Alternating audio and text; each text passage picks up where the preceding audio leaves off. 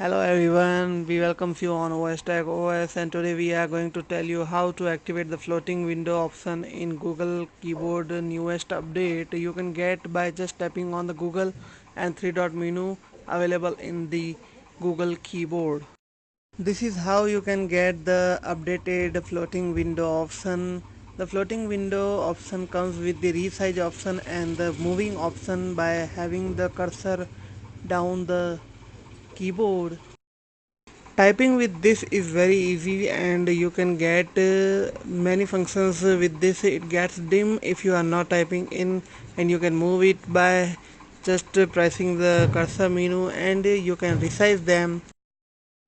The simplest thing we ever do is to use a particular keyboard by just having to typing session, cause we are addicted to that.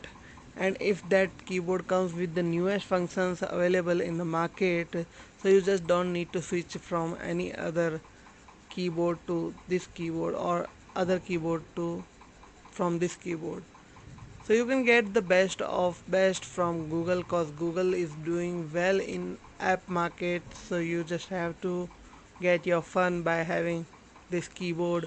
The keyboard is really very good. It feels very good.